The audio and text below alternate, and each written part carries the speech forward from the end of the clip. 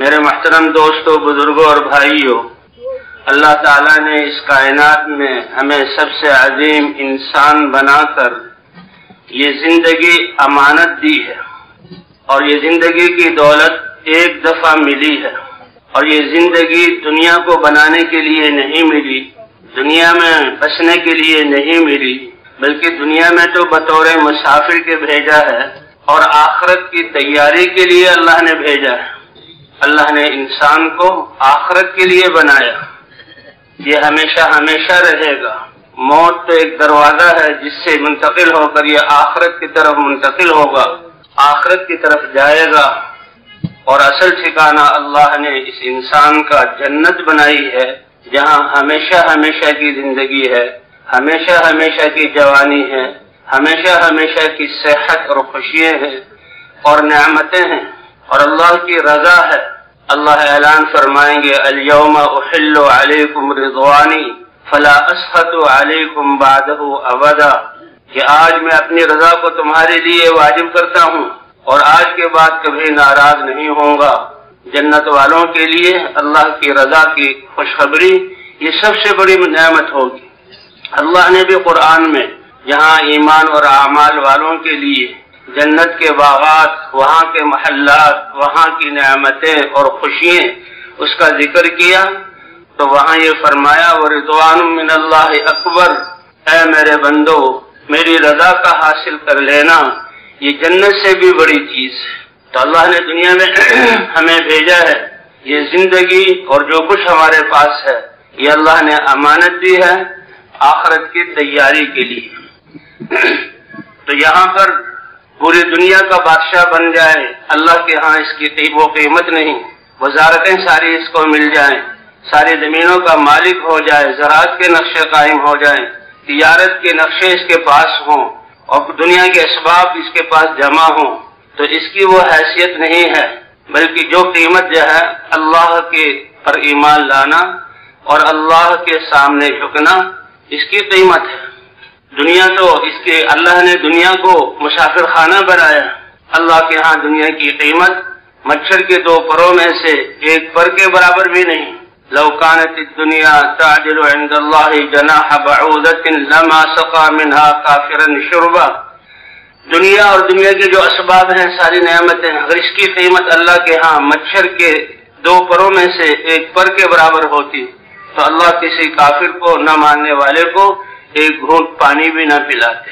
اصل اس کا اللہ کے سامنے جھکنا ہے، اللہ کی طاعت ہے، اور سب سے بڑی نعمت جو اللہ نے ایمان عطا فرمایا لا الہ الا اللہ، یہ سب سے بڑی دولت ہے۔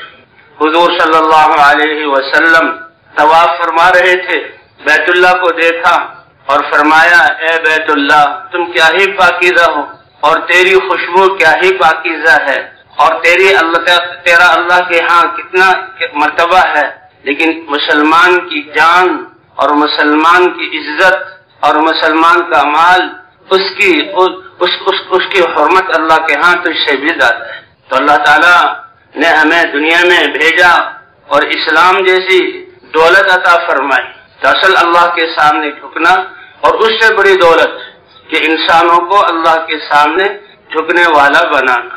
حضور صلی اللہ علیہ وسلم جب لا الہ الا اللہ کی دعوت لے کر آئے اور اپنی قوم کو دعوت دی، آپ تو صادق تھے، امین تھے، لوگوں کی آنکھوں کا تارا تھے، آپ کی 40 سالہ زندگی بڑی صدق اور امانت والی تھی، لوگ آپ سے فیصلے کرواتے تھے، لیکن جب اس لا الہ الا اللہ کی دعوت شروع کی تو لوگ مخالف ہو گئے، بڑے بڑے سردار عتبہ، شیبہ، ابو سفیان اور بہت بڑے سردار وہ جمع ہوئے، اللہ کے رسول صلی اللہ علیہ وسلم کی خدمت میں آئے کہ آپ نے ایک نئی بات شروع کر دی ہے، ہمارے باپ دادا کے دین کو جو ہے اس کی نفی کرنی شروع کی، ہمارے ان معبودوں کو عیب لگانا اور یہ کچھ نہیں ہے یہ بیان کرنا شروع کر دیا، آپ نے ہماری جمعیت کو توڑ دیا، آپ اس سے کیا چاہتے ہیں؟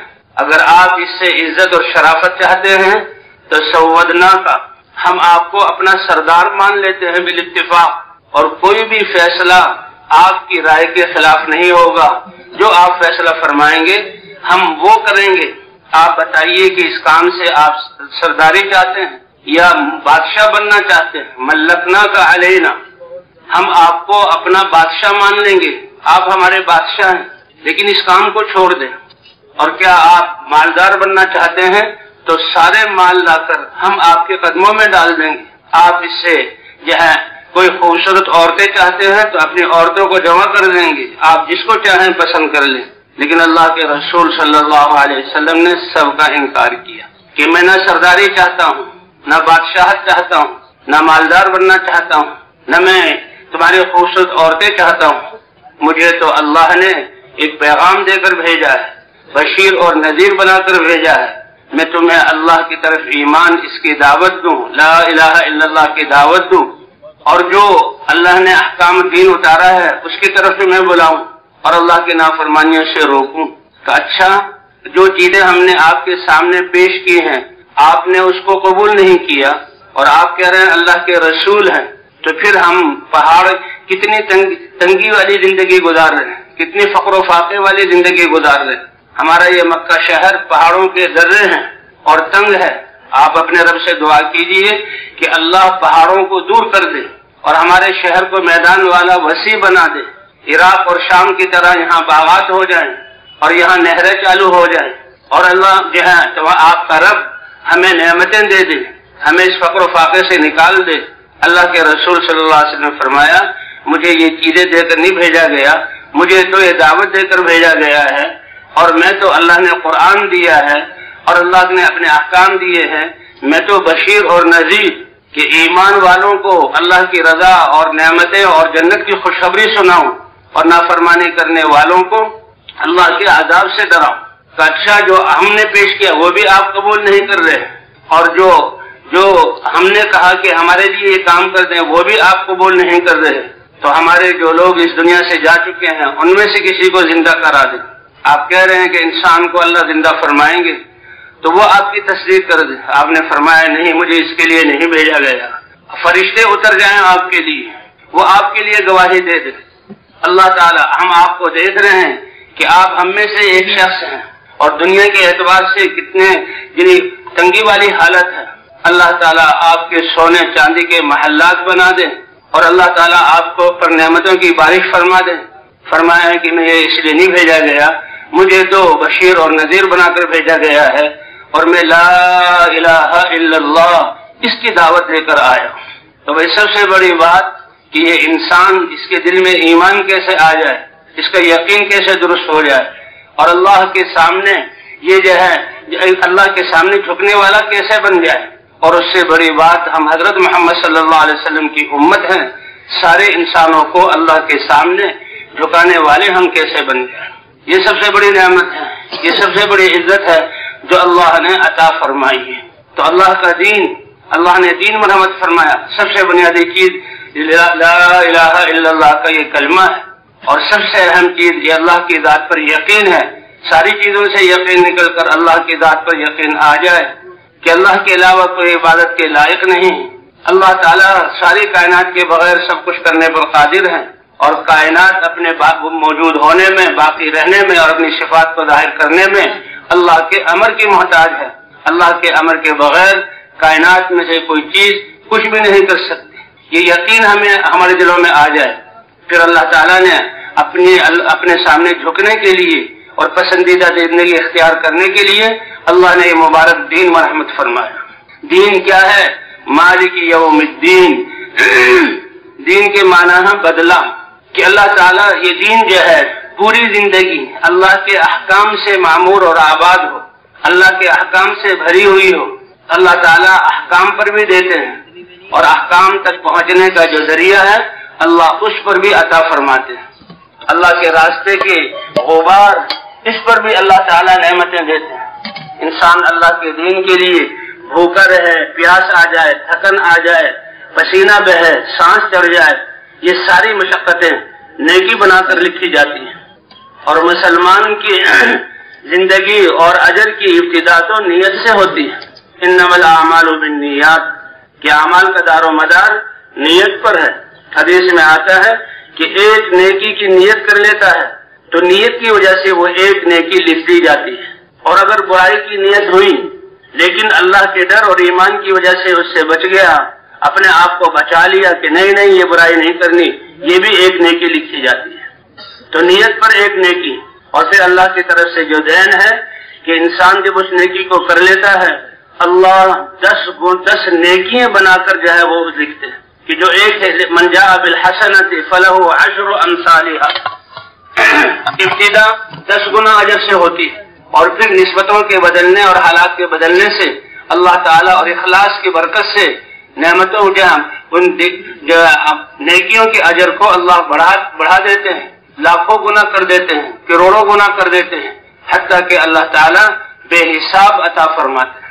اس لیے کہتے ہیں مسلمان ایمان والا، اس کی زندگی تو 60-70 سال کی ہے، بڑی مختصر سی ہے، اس میں یہ سوتا بھی ہے، کھاتا پیتا بھی ہے، اپنی حاجتیں بھی ضروریات بھی پوری کرتا ہے، تو یہ تھوڑی سی مختصر سی زندگی، لیکن اس کی نیت ایمان کی وجہ سے کہ میں تو اللہ کا بندہ ہوں، میں نے تو اللہ کے حکم کو ماننا ہے، میں نے تو زندگی اللہ کے احکام کے مطابق گزارنی ہے، کیونکہ یہ کلمہ اخلاص ہے، کلمہ تقویٰ ہے اور اللہ کے نافرمانیوں سے بچنا ہے، تو نیت چاہے یہ کروڑوں سال زندہ رہے، اس نے تو اللہ کی ذات پر ایمان اور یقین رکھتے ہوئے زندگی گزارنی ہے اور اللہ کے احکام کو پورا کرنا ہے، تو اس کی نیت کی وجہ سے اللہ ہمیشہ کی کبھی ختم نہ ہونے والی جنت کی خوشیاں اور کامیابیاں اور نعمتیں اور اللہ اپنی رضا عطا فرماتے ہیں۔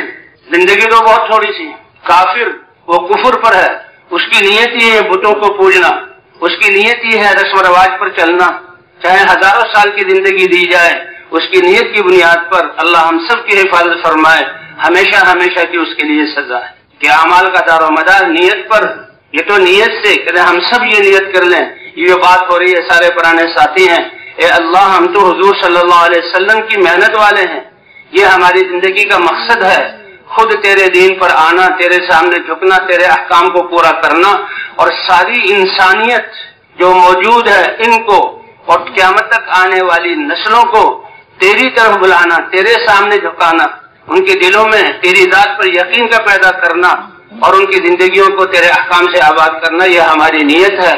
اگر ہم یہ نیت کر لیں تو اللہ کے ہاں اس نیت کی وجہ سے ہمارا یہی مرتبہ ہو جائے گا۔ تو کیا خیال ہے، سب نیت کرتے ہیں انشاءاللہ؟ ہاں دین کا معنی بدلے کا ہے، اللہ تعالیٰ جو ہے اعمال پر دیتے ہیں، اور جو اعمال کے ذرائع ہیں ان پر بھی اللہ تعالیٰ دیتے ہیں، چلنے پر بھی قدموں پر جو ہے کتنے، تو حضرت ابوبکر صدیق رضی اللہ تعالیٰ عنہ حضرت اسامہ ابن زید رضی اللہ تعالیٰ عنہ کے لشکر کو روانہ کر رہے ہیں، حضرت اسامہ ابن زید جو ہے وہ اپنی سواری پر ہیں، حضرت ابوبکر صدیق پیدل چل رہے ہیں، ان کی سواری کی نکیل عبد الرحمن ابن عوف نے پکڑی ہوئی ہے اور اسامہ کو روانہ کر رہے ہیں۔ حضرت اسامہ چھوٹی عمر کے تھے، حضرت ابوبکر کا مرتبہ اور اب جو ہے وہ خلیفہ رسول بن گئے اور جماعت کو روانہ کر رہے ہیں۔ حضرت اسامہ رضی اللہ تعالیٰ عنہ نے عرض بھی کیا، اے خلیفہ رسول اللہ، اے ابوبکر، یا تو آپ بھی سوار ہو جائیں یا مجھے اترنے دے، میں بھی آپ کے ساتھ پیدل چلوں۔ فرمایا چھوڑ، ابوبکر کو پیدل چلنے دے اور اپنے اس جسم پر اللہ کے غبار سے، اللہ کے راستے کی غبار سے غبار آلودہ ہونے دے، غبار پڑنے دے کہ اللہ کے راستے میں نکلنے والا ہر قدم پر اللہ 700 نیکی عطا فرماتے ہیں اور 700 گناہ معاف فرماتے ہیں اور 700 اللہ درجات اس کے بلند فرماتے ہیں۔ تو یہ تو اللہ تعالیٰ نے ہمیں یہ زندگی دی اور پھر یہ کام دیا جس کی وجہ سے اعمال کا اجر لاکھوں اور کروڑوں گنا بڑھ جاتا ہے۔ فرمایا جو اللہ کے راستے میں نکلے اور اپنی جان پر 1 روپیہ خرچ کرے، تو اللہ کے راستے میں نکلا ہے کس لیے؟ اے اللہ میری زندگی میں دین زندہ ہو جائے، ساری امت مسلمہ دین پر چلنے والی بن جائے اور امت مسلمہ دین کی محنت کو کرنے والی بن جائے، تاکہ ساری انسانیت کو ہدایت مل جائے اور وہ تجھے راضی کرنے والے بن جائیں اور قیامت تک آنے والی نسلیں۔ تو اس کی اس نیت کی وجہ سے اللہ تعالیٰ اس کے اعمال کے اجر کو بڑھا دیتے ہیں۔ فرمایا اپنی جان پر خرچ کر رہا ہے تو ہر درہم کے خرچ کرنے پر اللہ تعالیٰ 7 لاکھ درہم صدقہ کرنے کا ثواب عطا فرمائیں گے۔ اور پھر دوسری حدیث میں ہے کہ اللہ کے راستے میں نکل کر نماز پڑھنا، روزے رکھنا اور ذکر کرنا، اس کا اجر تو جو اللہ کے راستے میں خرچ کرنے کا اجر ہے اس سے بھی زیادہ کر دیا جائے، اس سے بھی 700 گنا بڑھا دیا جاتا ہے۔ اس لیے فرمایا کہ کسی مسلمان کا میدان جہاد میں کھڑے ہونا، اللہ کے کلمے کو بلند کرنے کے لیے ایک گھڑی کھڑا ہونا، چند منٹ کھڑا ہونا، یہ دوسرے شخص کے بیت اللہ کے سامنے لیلۃ القدر کی رات میں، رمضان کے مہینے میں حجر اسود کے سامنے ساری رات کھڑے ہونے سے افضل ہے۔ اسی لیے حضرت خالد بن ولید رضی اللہ تعالیٰ نے فرمایا کہ میری وہ رات جو اللہ کے راستے میں گزرے، اندھیری رات ہو اور ہواؤں کا جھکڑ چل رہا ہو اور آسمان سے بارش ہو رہی ہو اور میں اس بارش میں ٹھٹر رہا ہوں، اور میرے لیے بارش سے بچنے کے لیے سوائے چھوٹی سی ڈھال کے اور کوئی چیز نہ ہو، مجھے یہ رات افضل ہے اس رات سے کہ میری شادی ہوئی ہو، نئی نویلی دلہن میرے پاس آئے، میری اس سے ملاقات ہو اور ایک خوبصورت نیک بچہ اس کی خوشخبری مجھے ملے، اس سے مجھے زیادہ پسند ہے اللہ کے راستے کی وہ رات۔ حضرت عمر رضی اللہ تعالیٰ فرماتے ہیں کہ اللہ رحم کرے خالد پر، اس کی نیت تو اللہ کے کلمے کو ہی بلند کرنا تھا۔ انہوں نے جو کچھ بھی اس کو ملا، مال میں سے ملا، اسباب میں سے ملا، اس کو اللہ کے دین کو زندہ کرنے کا ذریعہ بنایا۔ تو بھئی اللہ تعالیٰ نے ختم نبوت کی وجہ سے ہمیں یہ محنت عطا فرمائی۔ جتنی بھی چیزیں انسانوں کے اور مخلوقات کے فائدے والی چیزیں دنیا میں حرکت کر رہی ہیں، سورج کا یہ روشنی لے کر، حرارت لے کر حرکت کرنا، ان ہواؤں کا کائنات کے لیے چلنا، اس پانی کا بہنا، یہ جتنے بھی اسباب نقل و حرکت ہو رہی ہے، اس میں سب سے عظیم نقل و حرکت حضرات انبیاء کرام کی اور دین کی محنت والوں کی ہے، جو اللہ کا پیغام لے کر انسانوں کی طرف جا رہے ہیں۔ یہ اللہ کا دین کتنا عظیم جو ہے یہ انعام ہے اللہ کا، کتنی بڑی نعمت ہے کہ پاکیزہ ہستیاں حضرات انبیاء کرام اور نبیوں کے سردار حضرت محمد صلی اللہ علیہ وسلم کہ اللہ کے بعد کائنات میں حضور صلی اللہ علیہ وسلم کا درجہ، اللہ کے اتنے بڑے پیغام کو خود لے کر جا رہے ہیں اور کافروں کے پاس جا رہے ہیں اور ان کو بلا رہے ہیں اور ان کو لا الہ الا اللہ کی دعوت دے رہے ہیں، تو کتنا عظیم کام ہے جو اللہ نے ہمیں عطا فرمایا، اس لا الہ الا اللہ کی دعوت۔ اس لیے حضور سے اللہ تعالیٰ فرماتے ہیں وَمَنْ أَحْسَنُ قَوْلًا مِّمَّنْ دَعَا إِلَى اللَّهِ، کہ جو اللہ کی طرف بلا رہا ہے، بلا رہا ہے، اس سے اچھی آواز کائنات میں کس کی ہے، اور خود وہ نیک اعمال کر رہا ہے اور اپنے آپ کو عام مسلمانوں میں سے سمجھتا ہے۔ یہ ایک سوال اور استفہام کے طور پر اللہ نے فرمایا۔ مفسرین فرماتے ہیں اس کا جواب یہ ہے، اے اللہ اس سے اچھی آواز کسی کی نہیں۔ وہ آواز لگانے کے لیے اللہ نے ہمیں اپنے راستے میں نکلنے کی توفیق عطا فرمائی۔ حضور صلی اللہ علیہ وسلم مکے کی گلیوں میں اور سخت گرمی میں، اور جہاں کوئی گھاٹی چھوڑی نہیں، کوئی گلی چھوڑی نہیں جس میں حضور صلی اللہ علیہ وسلم اس کلمے کو لے کر جا نہ رہے۔ ایک صحابی کہتے ہیں مجھے بچپن کا واقعہ یاد آیا کہ میں اپنے والد صاحب کے ساتھ مکے میں آیا تو میں نے ایک بھیڑ سی دیکھی۔ جب ہم اس کے قریب پہنچے تو ایک بہت شریف اور بڑے عظیم انسان وہ کچھ بات کر رہے ہیں اور اس کے پیچھے دوسرا آدمی ہاتھ میں پتھر لیے ہوئے ہے اور وہ ان کی بات کو رد کر دیتا ہے۔ بعد میں پتہ لگا کہ یہ حضرت محمد صلی اللہ علیہ وسلم تھے کہ ایک ایک سے ملتے تھے اور لا الہ الا اللہ کی دعوت دیتے تھے، اور ان کے پیچھے ان کا چچا ابو لہب وہ آپ کے کام کی نفی کرتا تھا کہ دیکھو اس کی بات نہ مانو، اس نے اپنے باپ دادا کے دین کو چھوڑ دیا، یہ میرا بھتیجا ہے، میں اس کا چچا ہوں، اور وہ بات پر پانی پھیرتا ہے اور اللہ کے رسول دعوت دے رہے ہیں۔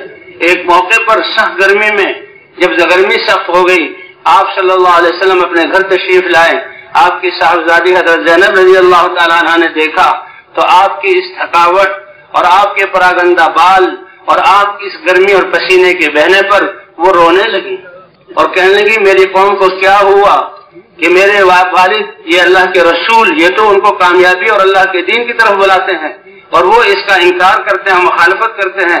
تو حضور صلی اللہ علیہ وسلم نے تسلی دی، اے بیٹی تم فکر نہ کرو اور رو مت، اس روئے زمین پر کوئی پکا اور کچا گھر ایسا باقی نہیں رہے گا کہ تیرے ابا کے اس دین کو لائے ہوئے امر کو اللہ اس میں داخل کر کے نہ رہے۔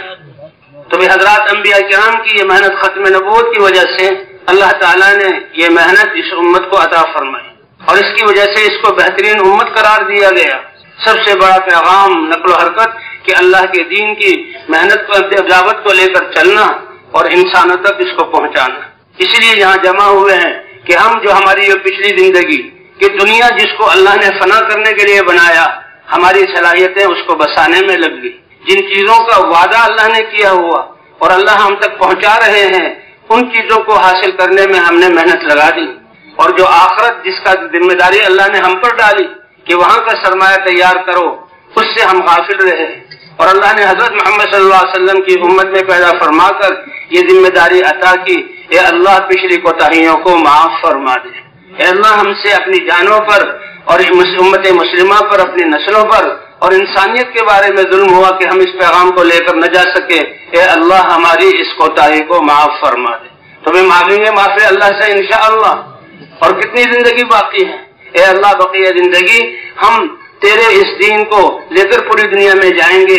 ہماری زندگی کا مقصد تیرے کلمے کو بلند کرنا، یہ امت پورے دین پر چلنے والی بن جائے اور یہ امت اس دین کے پیغام کو لے کر پوری انسانیت کی طرف جانے والی بن جائے. اور اللہ تعالیٰ ہدایت کی ہوائیں عام کر دے.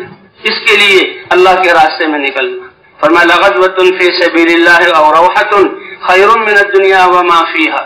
ایک صبح یا ایک شام، دن کے دو حصوں میں سے ایک حصہ اللہ کے راستے میں نکل جانا، یہ دنیا کسی کو مل جائے اور وہ سارے صدقہ کر دے اس کی نفلی عبادت، اس سے بہتر ہے اللہ کے راستے میں آدھے دن کا نکلنے کا توفیق مل جائے کہ اللہ کا کلمہ بلند ہو جائے. حضور صلی اللہ علیہ وسلم خود بھی محنت فرما رہے ہیں اور آپ کی ختم نبوت کی وجہ سے اللہ نے ہر فرد امت کو، مرد ہو یا عورت، اللہ نے یہ ذمہ داری عطا فرمائی، حکم فرمایا. آپ کہہ دیجئے یہ ہے میرا راستہ، اللہ کی طرف سمجھ بوجھ کے ساتھ میں بلاتا ہوں، اور جس نے میری اتباع کی، لا الہ الا اللہ محمد الرسول اللہ کا اقرار کر لیا، تو اس کا راستہ بھی اور اس کی ذمہ داری بھی یہی ہے، اللہ کی طرف بلانا.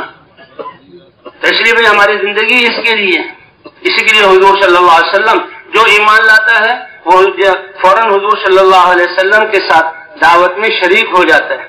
جیسے لا الہ الا اللہ، اس میں وعدہ ہے اے اللہ تیرے احکام پر چلیں گے، تیری بندگی کرتے ہوئے زندگی گزاریں گے.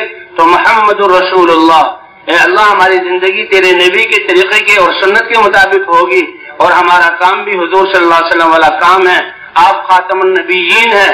ختم نبوت کے عقیدے کی وجہ سے یہ فریضہ اللہ نے اس امت کو عطا فرمایا. جیسے اللہ جسموں کے رب ہے، مادی نعمتیں پہنچاتے ہیں، اسی طرح اصل روح ہے، روح کی تربیت کے لیے اللہ نے نبیوں کو بھیجا. وَإِن مِّنْ أُمَّةٍ إِلَّا خَلَا فِيهَا نَذِيرٌ. کسی قوم کو اللہ نے نبی کے بغیر خالی نہیں کیا. فرمایا ہم ان کو عذاب نہیں دیں گے، ہلاک نہیں کریں گے جب تک کہ نبی نہ آ جائے اور نبی محنت نہ کریں. اور نبی کی محنت کے بعد جب حق وجود میں آیا تو پھر اللہ باطل پر جو ہاتھ اٹھاتے تھے باطل کو ختم کرتے تھے. 1,24,000 انبیاء اللہ نے بھیجے. سب سے آخر میں سارے نبیوں کے سردار حضرت محمد صلی اللہ علیہ وسلم تشریف لائے. آپ پر نبوت کے دروازے کو بند کر دیا، مہر لگ گئی، آپ کے بعد کوئی نبی نہیں آئے گا. آپ کو 23 سال محنت کا عرصہ دیا گیا. تو یہی محنت اس امت کے ذمہ ہو گئی، مردوں کے ذمہ بھی، عورتوں کے ذمہ بھی. حضور صلی اللہ علیہ وسلم نے جب حضرت خدیجہ رضی اللہ تعالیٰ عنہ کو دعوت دی، اے خدیجہ اب برملا اعلان کرو اور ان بتوں سے بیزاری کا اظہار کرو اور لا الہ الا اللہ کا اقرار کرو اور محمد الرسول اللہ مجھے اللہ کا رسول مانو. حضرت خدیجہ رضی اللہ تعالیٰ نے فرمایا اے اللہ کے رسول، آپ اپنے گھر میں اپنی دعوت کی ابتدا مجھ سے کر رہے ہیں تو یہ میرے لیے سعادت کی بات ہے. سب سے پہلے میں اس دعوت کو قبول کرتی ہوں. اور یہ صحابہ کی خاصیت تھی، حضور صلی اللہ علیہ وسلم کی صحبت کی برکت تھی اور لا الہ الا اللہ کا سچا اقرار تھا. جیسے وہ اس کلمے کو اخلاص کے ساتھ کہتے تھے تو اسی طرح اس کلمے کے اقرار کرتے ہی ان کے دلوں میں حضور صلی اللہ علیہ وسلم والا غم آ جاتا تھا اور فوراً جو کچھ اپنے اوپر پیش آنے والا اور حالات جو پیش آنے والے ہیں مخالفت کے، ان کی پرواہ کیے بغیر اس کلمے کی دعوت میں لگ جاتے. حضرت خدیجہ رضی اللہ تعالیٰ عنہ تاجرہ تھی اور گھر میں نعمتوں کی جو ہے فراوانی تھی، اچھی زندگی گزر رہی تھی، لیکن اس کلمے کے پڑھتے ہی تجارت کی فکر ختم ہو گئی اور اب اللہ کا دین کیسے زندہ ہو. اس لیے آتا ہے کہ سب سے پہلے حضور کو تسلی دی، سب سے پہلے حضور کی ہمدردی کی، سب سے پہلے اللہ کے دین کی مدد کی اور اللہ کے رسول کی مدد کی اور اپنا مال لگایا. وہ خدیجہ رضی اللہ تعالیٰ عنہ نے لگایا، فوراً اس کی دعوت شروع کر دی. تو مرد ہو یا عورت ہو، امت کا ہر فرد اس دعوت میں لگتا تھا. اب دعوت میں فکر لگی اور تجارت کی فکر چھوٹی، اللہ کی ذات پر یقین آ گیا، تو پھر جب تجارت کی جو فکر چھوٹی تو مال ختم ہوتے ہوتے ختم ہو گیا، حتیٰ کہ فاقے کی نوبت آ گئی۔ گھر میں فاقہ ہے، حضور صلی اللہ علیہ وسلم اس گھر سے بیت اللہ کی طرف جا رہے ہیں اور اللہ کا پیغام آتا ہے، جبرائیل علیہ السلام حاضر ہوتے ہیں، کہتے ہیں اے اللہ کے رسول، آج آپ کے رب اللہ نے آپ کی بیوی خدیجہ کو سلام بھیجا ہے۔ تو بھئی اللہ نے یہ محنت ہمیں عطا فرمائی، اللہ تعالیٰ اس محنت کو آداب کے ساتھ کرنے کی توفیق عطا فرمائے۔ دین سارا کے سارا ادب ہے، حضور صلی اللہ علیہ وسلم کی محنت ساری آداب اور سلیقے سے مزین ہے۔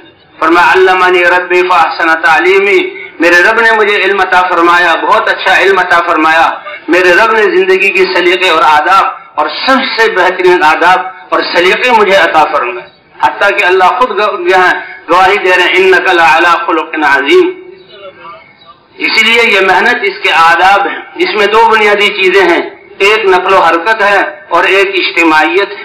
ہر ایک اپنے طریقے پر محنت کرے ایسا نہیں، اس امت کا افتراق اللہ کو پسند نہیں، کہ دین ہی اللہ نے اس لیے اتارا کہ دل جڑ جائیں، دل جڑ جائیں۔ وَاذْكُرُوا نِعْمَةَ اللَّهِ عَلَيْكُمْ إِذْ كُنْتُمْ أَعْدَاءً فَأَلَّفَ بَيْنَ قُلُوبِكُمْ فَأَصْبَحْتُمْ بِنِعْمَتِهِ إِخْوَانًا۔ اللہ نے تمہیں اس دین کے ذریعے، تم ایک دوسرے کے خون کے پیاسے اور دشمن تھے، بھائی بھائی بنا دیا، اور بھائی بن کے ایک دوسرے کا ہمدرد بن کر زندگی گزارو۔ تو اجتماعیت ہے، اور دوسرے نقل و حرکت ہے۔ نقل و حرکت کا کیا مطلب کہ جیسے سورج کی روشنی جن فضاؤں کو ضرورت ہے، جس جس مخلوق پر پہنچنی چاہیے، اللہ اپنی قدرت سے پہنچا رہے ہیں۔ جہاں جہاں پانی کو بھیجنا ہے، جاری کرنا ہے، اور اس کی بقا پانی کے ساتھ ہے، اللہ اپنی قدرت سے پانی کو پہنچا رہے ہیں، ہواؤں کو اللہ چلا رہے ہیں۔ تو اسی طرح اس پیغام کو لے کر پوری دنیا کے انسان، ان کی نیت کرنا۔ اس لیے ہمارے اللہ کے راستے میں نکلنے کا مقصد کہ اللہ ہم میں خود تقوی آ جائے، ہم تیرے احکام پر چلنے والے بن جائیں، ہماری زندگی پاکیزہ بن جائے، اور اے اللہ اس پیغام کو پوری دنیا کے انسانوں تک پہنچانے والے بن جائیں۔ اس لیے بھی ہم ساری انسانیت کی نیت کر کے اس محنت میں نکلیں۔ جب ساری انسانیت کی نیت ہوگی تو اللہ ہماری نیت کا، اعمال اور قربانیوں کا اثر پورے عالم پر ڈالیں گے۔ اور اللہ یہ دکھلا رہے ہیں کہ اس محنت کی وجہ سے اللہ نے تھوڑے سے عرصے میں کیسے امت مسلمہ کو جمع کر دیا۔ اس لیے ہمارے اللہ کے راستے میں نکلنے کا مقصد کہ ہم میں خود تقوی والی زندگی آ جائے، اخلاص والی زندگی آ جائے، ہماری زندگی کے تمام شعبوں میں اللہ کے احکام زندہ ہو جائے، اور پھر یہ پیغام ہر انسانیت تک پہنچ جائے، ہر انسان جہنم سے بچ کر جنت میں جانے والا بن جائے۔ اعمال اور اس کے اجر کا دار و مدار نیت پر ہے۔ اللہ تربیت بھی اس کے مطابق فرمائیں گے، اور اللہ تعالی ہمارے اعمال کی تاثیر بھی اسی طرح پورے عالم پر ڈالیں گے۔ قیامت میں حشر بھی اللہ تعالیٰ انبیاء، صحابہ اور صدیقین اور شہداء کے ساتھ فرمائیں گے۔ اس لیے اجتماعیت ہے، پوری امت مسلمہ ایک جسم کی طرح ہے۔ غزوہ احد کے موقع پر چند صحابہ سے اجتہادی غلطی ہوئی، فتح شکست میں بدل گئی۔ اللہ کے رسول اور صحابہ ہیں، 70 صحابہ کی شہادت کا نقصان، اور حضور صلی اللہ علیہ وسلم بھی زخمی ہوئے، اور آپ کے چچا حضرت حمزہ رضی اللہ تعالیٰ عنہ شہید ہوئے۔ آپ روئے ان کے انتقال پر، تو اللہ نے دکھا دیا کہ دیکھو اجتماعیت کتنی ضروری ہے۔ غزوہ حنین کے موقع پر چند نوجوان مسلمانوں کے دلوں میں جذبہ آ گیا کہ مسلمان تو تھوڑی تعداد میں لشکروں اور میدانوں میں فتح پاتے رہے، آج تو ہم کثرت والے ہیں، آج کیسے شکست ہوگی؟ فوراً اللہ نے آیت اتاری، اور کیا ہوا کہ جب تیروں کی بارش ہوئی تو مسلمان 12,000، کفار 4,000، سب کے سب پیچھے ہٹ گئے، اور اللہ کے رسول اکیلے رہ گئے۔ اور آپ یہ آواز لگا رہے ہیں انا النبی لا کذب انا ابن عبد المطلب، میں اللہ کا نبی ہوں، میں سچا ہوں، میں عبد المطلب کا بیٹا ہوں، پوتا ہوں۔ تو اللہ نے فرمایا وَيَوْمَ حُنَيْنٍ إِذْ أَعْجَبَتْكُمْ كَثْرَتُكُمْ فَلَمْ تُغْنِ عَنْكُمْ شَيْئًا، کہ جب حنین کے دن حضور اور صحابہ کے ہوتے ہوئے تمہارے دلوں میں کثرت پر نظر گئی تو اللہ تعالیٰ کی مدد ہٹ گئی، تمہاری کثرت نے کوئی فائدہ تمہیں نہیں دیا۔ اس لیے وہ ایک اجتماعیت ہے اور نقل و حرکت ہے۔ یہ امت ایک جسم کی طرح تھی، جب محنت چھوٹی ہے، دین نکلا ہے جو دین جوڑنے والا تھا، پھر امت مختلف فرقوں میں بٹ گئی، علاقوں کے اعتبار سے، زبانوں کے اعتبار سے اور کاموں کے اعتبار سے امت کے حصے ہو گئے۔ اللہ نے پھر اس محنت کو چالو فرمایا، اور اس محنت کے ذریعے پھر اللہ امت کو جوڑ رہے ہیں۔ اس لیے بھائی ابھی تو کہ ہم اجتماعات میں جمع ہوتے ہیں، ماشاءاللہ جماعتوں میں نکلتے ہیں کہ ہم نے اجتماعی صورت میں رہنا ہے، امیر کے ساتھ جڑ کے رہنا ہے، جو ذمہ دار بنا ہے، 12 10 8 آدمی کی جماعت، یہ سب جڑ کے رہیں، جسم بھی ان کے جو ہے اکٹھے ہوں اور سامان بھی ان کا اکٹھا ہو، دل بھی ان کے جڑے ہوئے ہوں اور فکر بھی ان کی ایک ہو فکر بھی ایک ہو۔ اے اللہ ہم خود کیسے تقوی والی زندگی والے بن جائیں، ایمان اور اعمال والے بن جائیں اور اس دین کی محنت کو حضور کے طریقے پر کرنے والے بن جائیں، تاکہ ساری انسانیت کو ہدایت مل جائے، ساری انسانیت کی نیت کر کے جانا۔ بھئی اللہ تعالیٰ نے ہمیں یہاں آنے کی توفیق عطا فرمائی۔ کتنے ہی مبارک اور خوش قسمت لوگ ہیں جو اس میدان سے اللہ کے راستے میں جائیں گے۔ اس لیے کہتے ہیں جماعت کے ساتھ چلنا ہے، اس لیے ذمہ دار ایک بنایا جاتا ہے کہ ذمہ دار کی اطاعت میں چلنا ہے، جڑنے کے لیے کہ تمہارے علیکم بالطاعہ، تم طاعت کو لازم پکڑو۔ اور امیر جو بنایا گیا یہ راستہ ہے اللہ اور اللہ کے رسول کی طرف طاعت کی طرف آنے کا۔ امیر چاہے وہ عمر میں کم ہو، تجربے میں کم ہو، کیسی شکل و صورت کا ہو، درجہ بھی اس کا کم ہو، لیکن جب ذمہ دار بنا دیا گیا تو اس کی طاعت، من اطاع امیری فقد اطاعنی ومن اطاعنی فقد اطاع اللہ ومن اطاع اللہ فقد فاز۔ جس نے میرے امیر کی اطاعت کی اس نے رسول کی اطاعت کی، اور جس نے رسول کی اطاعت کی اس نے اللہ کی اطاعت کی، اور جس نے اللہ رسول کی اطاعت کی وہ کامیاب ہو گئے۔ تو خواہشات سے نکلنا اور اپنی منچاہی زندگی سے نکلنا اور رب چاہی زندگی پر آنا، اس کا بہت بڑا ذریعہ طاعت اور اجتماعیت ہے۔ اس لیے جماعتیں بنی ہیں، جماعتیں اکٹھی رہیں اور پھر اکٹھے ہی جماعتیں اللہ کے راستے میں جائیں، اس میدان سے اللہ کے راستے جماعتیں تشکیل ہوں۔ یہ کتنی بڑی بات ہے۔ فرمایا کہ جماعتیں جب تشکیل ہو جائیں، جو ہی ہمیں پرچہ ملے تو فوراً ہم اللہ کے راستے میں روانہ ہوں، اور جہاں سے روانہ ہو رہے ہیں اپنے ساری چیزیں اور اسباب یہاں سے ساتھ لے کر چلیں، اب اللہ کے راستے میں روانہ ہو جائیں۔ سواریوں کی وجہ سے یا کسی اور آزار کی وجہ سے ہم رکے نہیں۔ جب ہم نے وقت اللہ کو دے دیا، اس کی قیمت بہت زیادہ ہوگی کہ ایک صبح ایک شام یہ دنیا اور دنیا کے خزانوں کے مالک بن کر صدقہ کرنا اس سے بہتر ہے۔ حضور صلی اللہ علیہ وسلم نے ایک لشکر کو روانہ فرمایا، اور یہ پہلا لشکر تھا جو روم کے مقابلے کے لیے حضور صلی اللہ علیہ وسلم نے بھیجا، اور اس میں اپنے جگر گوشوں کو بھیجا، آپ کے منہ بولے جو ہے بیٹے زید بن حارثہ ان کو بھیجا، اور پھر شہادت کی خوشخبری سنائی، اور پھر جعفر ابن ابی طالب جو حضور صلی اللہ علیہ وسلم کے چچا زاد بھائی، بالکل نوجوان، اور جنہوں نے اس دین کی خاطر پہلے حبشہ کی ہجرت کی، اور حبشہ کی ہجرت کر کے پھر آپ نے جعفر رضی اللہ تعالیٰ عنہ نے مدینے کی ہجرت کی، اور خیبر کے موقع پر آپ پہنچے۔ آپ صلی اللہ علیہ وسلم کو دو بڑی خوشخبریاں سنائی گئی، اے اللہ کے رسول، خیبر جیسا مضبوط قلعہ وہ فتح ہو گیا، اور آپ کے بھائی جعفر وہ حبشہ سے مدینے پہنچ گئے۔ حضور صلی اللہ علیہ وسلم نے فرمایا، اے میرے صحابہ، میں تمہیں بتا نہیں سکتا کہ جعفر کے آنے کی زیادہ خوشی ہوئی ہے یا خیبر کے فتح ہونے کی زیادہ خوشی ہوئی، لیکن اللہ کے راستے میں جان دینا، اس کے لیے اللہ کے رسول نے اپنے قریبیوں گھر والوں کو بھیجا، کہا جعفر اس کا امیر ہوگا، اگر جعفر شہید ہو جائے تو عبداللہ ابن رواحہ اس کے امیر ہوں گے۔ اللہ کی شان جمعے کا دن تھا، اور حضور صلی اللہ علیہ وسلم نے ہدایات دے کر روانہ کیا۔ عبداللہ ابن رواحہ، ان کو ایک اسرائیلی ملا کہ دیکھو یہ اللہ کے رسول کی پیشن گوئی ہے اور تم تو شہید ہو جاؤ گے، تو اس سے کوئی پریشانی نہیں، بلکہ خوشی ہے کہ یہ جان اللہ کے راستے میں جائے گی۔ سب سے بڑی موت تو شہادت کی موت ہے، لیکن جمعے کا دن تھا، اس لیے جماعت سے اجازت لی، روانہ کیا اور رک گئے، اور جمعے کی نماز حضور صلی اللہ علیہ وسلم کے پیچھے پڑھی۔ حضور صلی اللہ علیہ وسلم جمعے کی نماز سے فارغ ہوئے، دیکھا ابن رواحہ موجود ہیں۔ اے ابن رواحہ، تمہیں اللہ کے راستے میں جانے سے کس نے پیچھے کیا؟ لِأُجَمِّعَ مَعَكَ يَا رسول اللہ، اے اللہ کے رسول، آپ کے پیچھے جمعہ پڑھنے کے لیے روکا ہوں۔ تو اللہ کے رسول نے خوشی کا اظہار نہیں فرمایا، کہا کتنا پیچھے رہ گئے؟ کہ آدھا دن۔ فرمایا وہ آدھے دن پہلے چلے گئے، کہ سواری کی طرف اشارہ کیا کہ سواری ہے، سب کچھ تیار ہے، بس جمعہ پڑھ لیا ہے، سواری پر سوار ہوں گا، ایڑ لگاؤں گا، تیز چلاؤں گا، اور یہاں رات ہی کو اپنی جماعت کے پاس پہنچ جاؤں گا۔ فرمایا نہیں، بہت پیچھے رہ گئے۔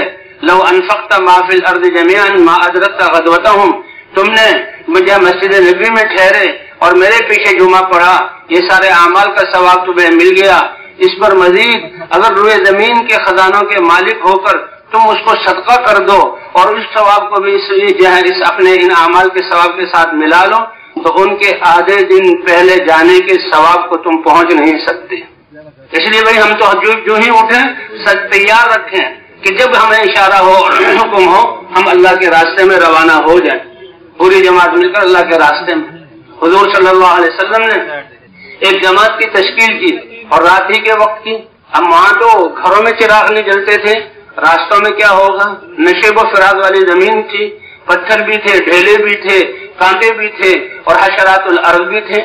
اب رات کے اندھیرے میں نکلنا، صحابہ کرام نے ارے کہ اے اللہ کے رسول یہ رات گھروں میں گزار لیں، صبح جب روشنی ہو تو نکل پڑے، کیونکہ سفر بہت مشکل ہے۔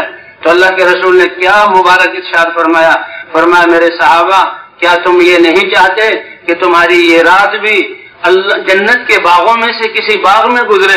صحابہ فوراً سمجھ گئے اور اسی وقت اللہ کے راستے میں نکل گئے۔ اس لیے بھائی سب سے قیمتی دولت ہماری وقت کی ہے۔ اسراف سے ہمیں منع کیا گیا ہے۔ اسراف فی المال کی ضرورت تھوڑے مال خرچ کرنے کی تھی، اس میں زیادہ خرچ کریں، اس سے ہم نے اپنے آپ کو بچانا روکا ہے۔ اللہ تعالیٰ اسراف کرنے والوں کو پسند نہیں کرتے۔ جیسے اسراف مال میں ہے ایسے ہی اسراف جو ہے وقت میں بھی ہے، کہ کھانے پینے میں اور ضروریات میں جہاں تھوڑا وقت لگے وہاں مزے سے کھانا، زیادہ وقت لگانا، یہ وقت کا اسراف ہے۔ ہماری تو ایسی تربیت اور اسلام ایسا پاکیزہ مذہب ہے کہ پانی میں بھی اسراف سے روکا گیا، پانی میں بھی اسراف سے روکا گیا۔ اور کیسی بہترین مثال دی، اللہ کے رسول نے فرمایا تم نہر پر ہو، نہر کا پانی چل رہا ہے اور عام طور پر انسان جو نہر سے وضو کرے گا، ہاتھ دھوئے گا تو پانی نہر میں گر کر آگے چلے جائے گا، لیکن تم نے کتنا استعمال کیا، تمہاری تربیت کیا ہے؟ فرمایا دیکھو پانی میں اسراف مت کرو، اگرچہ ہاں تم نہر کے کنارے، یا رسول اللہ نہر کے کنارے پر بھی ہو، کہ ہاں نہر کے کنارے پر بھی ہو، تمہارا امتحان یہ ہے کہ ضرورت کے بقدر جو ہے پانی کو استعمال کرو۔ تو نہ مال میں اسراف کرنا، ضرورت سے زیادہ خرچ کرنا، ضرورت کو پورا کرنا یہ تو ضروری ہے، حاجت جو اللہ نے رکھی ہے ضروریات، تو پانی میں اسراف، وقت میں اسراف، ضرورت کی چیزوں میں زیادہ وقت لگانا، یہ وقت سب سے قیمتی دولت ہے۔ اس لیے بھائی جماعت بن کر فوراً اللہ کے راستے میں نکلنا۔ اور یہاں کیونکہ سوال بھی منع ہے، نہ دل میں یہ خیال آئے کہ لوگ ہماری ضرورتیں پوری کریں، اور نہ زبان پر کسی کے سامنے اپنی حاجت کو ظاہر کرنا ہے، بلکہ اللہ کے راستے کی محنت اللہ نے جان دی۔ اللہ فرماتے ہیں اپنی جان بھی لگاؤ میرے دیے ہوئے اور اپنے مال کو بھی لگاؤ، جاہدوا باموالکم وانفسکم، کہ اپنی جان کو بھی لگاؤ اور مال کو بھی لگاؤ میرے کلمے کو بلند کرنے کے لیے۔ تو نہ دل میں یہ جھانک ہو کہ کوئی ہماری جہاں حاجت کو پورا کر دے، نہ زبان پر سوال آئے، بلکہ کوئی پیش بھی کرے تو ہم نے نہیں لینا، ہم تو اللہ کے راستے میں نکلے ہیں، جان بھی ہماری لگے گی اور مال بھی ہمارا لگے گا اور وقت بھی ہم اپنا خرچ کر رہے ہیں۔ اس لیے جماعت جو بن جائیں ذمہ دار کے ساتھ جڑ جائیں، اپنا سامان یہاں رکھیں اور جہاں تشکیل ہو اس تشکیل کے بارے میں پوچھ لیں، کیونکہ اس محنت سے مقصد کہ حضور والا غم ہمیں لگ جائے، حضور والا درد ہمارے دلوں میں آ جائے، کہ آپ صلی اللہ علیہ وسلم کا ندائم الفکرت متواصل الاحزان، انسانیت کے لیے کہ یہ انسانیت ناکامی سے بچ کر کامیابی والے راستے پر کیسے چلنے والی بن جائے۔ اس لیے بھائی ہمارے یہاں جماعت ابھی تو 12 کی جماعت اکٹھے ہے، پھر اللہ امت مسلمہ کو ایک جسم کی طرح بنا دیں گے۔ ماشاء اللہ مرکزوں میں کتنا بڑا مجمع جمع ہوتا ہے، کیسے محبت سے رہتا ہے، جوڑوں پر یہ جوڑ ہے، لاکھوں کا مجمع جمع ہے، اجتماع پر اس سے بھی زیادہ اللہ تعالیٰ اس دین کی برکت سے جوڑ بٹھا رہے ہیں۔ اس لیے بھائی جہاں تشکیل ہوئی وہاں کے حالات معلوم کر لیے جائیں کہ ہمارا اللہ کے راستے میں نکلنے کا مقصد کہ یہ دعوت والا کام ایسا ہے جو کرنے والے ہیں ان کی تربیت بھی ہو رہی ہے، ہم سب سیکھنے والے ہیں اور اپنی تربیت کے لیے نکلنے ہیں۔ ابتدا اپنی ذات سے ہے، اللہ نے ہمیں دین کی ذمہ داری دی، اس لیے ساری انسانیت کی بھی فکر، تو اس کی دعوت ایسا عمل کہ کرنے والوں کی بھی اصلاح اور تربیت ہو رہی ہے اور ان کا یقین بھی درست ہو رہا ہے اور ان میں بھی دین پر چلنے کی استعداد پیدا ہو رہی ہے، اور جہاں جہاں یہ پھر رہے ہیں اور ان کے جو ہے تھکاوٹیں ہو رہی ہیں کہ جسم سے جو ہے انوارات نکل رہے ہیں، ان کی دعوت کے انوارات فضاؤں میں آ رہے ہیں اور لوگوں کے کانوں میں بات پڑ رہی ہے، ایک ہی وقت میں اللہ تعالیٰ ان کے دلوں کو بھی بدل رہے ہیں۔ یہ دعوت تو اتنا بڑا امر ہے اور انقلاب لانے کے اتنے بڑا طاقت والا کہ اللہ خود داعی ہے، واللہ یدعو الی دار السلام، تمام انبیاء کو دعوت دے کر بھیجا گیا اور ختم نبوت کی وجہ سے اللہ نے دعوت والا کام اس امت کے ہر فرد کو، مرد اور عورت کو عطا فرمایا۔ اس لیے میں ساری چیزیں یہیں سے پوری کر کے 2 ساتھی خدمت میں لگا دیے جائیں۔ اب ہم پیدل چلیں، اللہ قادر تھے کہ اپنے نبی کو براق سواری دے کر پوری دنیا میں پھرا دیتے ہیں، ليلة المعراج میں آسمانوں پر اور جنت کی سیر اللہ کے دربار میں بہت بڑا سواری بھیجی گئی، لیکن دعوت والا کام حضور طائف پیدل گئے. اب آپ کا کتنا سفر جو ہے ہجرت کا پیدل ہوا، پھر اونٹے پر سوار ہوئے، اور صحابہ کرام پیدل بھی چلے. تو اس لیے بھائی پیدل چلنا، جماعت ایک ساتھ ہو، دو دو کی جوڑی بنا دی جائے، ایک نیا اور ایک پرانا، کیونکہ اللہ کے راستے میں نکل کر کچھ اعمال کرنے ہیں. زیادہ سب سے اہم اور بنیادی عمل وہ دعوت کا ہے. چاہے آپس میں دو پرانے ہوں، پھر بھی قربانیوں اور صفات میں بڑھنے میں اور وقت کے دینے میں ایک دوسرے کو ترغیب اور دعوت دینا، یہ دعوت بہت طاقتور عمل ہے. اسی دعوت سے دنیا کا باطل ختم ہوتا ہے. یہ مؤذن جب اذان دیتا ہے تو یہ اذان دعوت تامہ ہے. یہ شیطان جو انسانوں کو گمراہ کرتا ہے، جہاں تک اذان کی آواز گونج رہی ہے فضاؤں میں، شیطان ٹھہر نہیں سکتا. اس لیے فرماتے ہیں دنیا کا باطل ختم کرنا چاہتے ہیں تو پوری امت مسلمہ دعوت پر کھڑی ہو جائے تو اللہ باطل کو ختم فرما دیں گے. تو سب سے پہلے دعوت ہے، اجتماعی دعوت میں لگنا ہے، انفرادی دعوت میں لگنا ہے، اس کو زیادہ کرنا ہے. دوسرا جو ہے تعلیم و تعلم ہے کہ اللہ نے اپنا دین اتارا، ساری زندگی اللہ کے احکام سے ہماری آباد ہے، ان کو سیکھنا اور سکھانا، اس میں لگنا ہے. اور تیسرا عبادات، احکام میں سب سے بڑی اہم عبادت نماز ہے. جیسے دعوت سے ایمان بڑھتا ہے اور ایمان کی طاقت سے انسان میں اللہ کے احکام پر چلنے کی استعداد پیدا ہوتی ہے، تو نمازوں سے بھی انسان کے جسم کا استعمال درست ہوتا ہے. ان الصلاۃ تنہی عن الفحشاء والمنکر، نمازوں کو بھی بنانا ہے کہ یہ نماز ایک ایسا، باقی جتنے بھی احکام ہیں دنیا کے سارے کام و کاج کرتے ہوئے انسان روزہ رکھتا ہے، زکوٰۃ دیتا ہے، حج کرتا ہے، نماز اللہ کو اتنی پیارا عمل ہے، یہ عبادت ہے کہ اس میں تو انسان سب کچھ، دل کو بھی فارغ کرے، دماغ کو بھی فارغ کرے، دنیا کو چھوڑ کر آئے، اللہ کے گھر میں آئے اور سارے اعضاء کو اللہ کے احکام کا پابند کر لے. اس لیے فرمایا نمازوں کو بنانا، یقیمون الصلاۃ، نمازوں کو درست کر کے سنوار کے پڑھتے ہیں. ہر ہماری نماز پچھلی نماز سے اچھی ہو، اللہ اس کے توفیق عطا فرما دے. اس لیے عبادات کو اچھا کرنا اور بھائی حضور صلی اللہ علیہ وسلم علیہ اخلاق کے ساتھ خدمت کرنا کہ اس حضور صلی اللہ علیہ وسلم کو یہ محنت دی گئی، دین دیا گیا، انسانوں کو جوڑنے کے لیے اللہ نے نرمی عطا فرمائی اور صبر کا حکم دیا. جی ہاں، نرمی عطا فرمائی، صبر کا حکم دیا، تواضع کا حکم دیا. تو ان اعمال کو زیادہ کرنا. اب یہاں سے روانہ ہوتی دو ساتھیوں کی جوڑی بن جائے. حضور صلی اللہ علیہ وسلم جب صحابہ کے لشکروں کو روانہ فرماتے تھے تو دو کی جوڑی، دو یا تین کی جوڑی، حتیٰ کہ مہاجرین انصار ان کی بھی جوڑیاں بنائی ہوئی تھی. ایک جو ہے صحابی وہ حضور کی مجلس میں رہتے تھے، ایک دنیا کے کاموں میں لگتا تھا، شام کو جمع ہو کر پھر جو سنا ہے وہ سنا دیتے تھے، اگلے دن باری بدل جاتی تھی. تو اجتماعیت میں اللہ نے خیر رکھی ہے، برکتیں رکھی. دو کی جوڑی ہو اور جماعت بھی اکٹھے ہو کر چلے اور جہاں جانا ہے وہاں کے حالات معلوم کر لیے جائیں، تاکہ ابھی سے ہماری فکر اور دعائیں. اور پھر حالات معلوم کرنے کا کیا مطلب کہ جس علاقے میں ہم جا رہے ہیں وہاں والوں کی دین پر چلنے کے اعتبار سے کیا حالت ہے اور دین کی محنت کے اعتبار سے ان کی کیا حالت ہے. اس حالت کے بقدر اپنی سوچ کو دین کے لیے لگانا. انسان اپنے جسم کی جس صلاحیت کو دین کے لیے لگاتا ہے اللہ اس میں برکتیں عطا فرماتے ہیں. جب ہماری فکر دین کے لیے استعمال ہوگی تو اللہ راہیں کھولیں گے، اللہ جہاں سجھائیں گے کہ کیا کرنا ہے. اسی لیے مشورہ ہے. تو اس لیے وہاں کے حالات معلوم کر لیے جائیں اور یہیں سے اس کے لیے دعا اور سوچ، اے اللہ تیرے نبی کی یہ امت، ہمارے مسلمان یہ بھائی، یہ کیسے دین پر چلنے والے بن جائیں، کیسے دین کی محنت کے لیے نکلنے والے بن جائیں، جان و مال کو لگانے والے بن جائیں.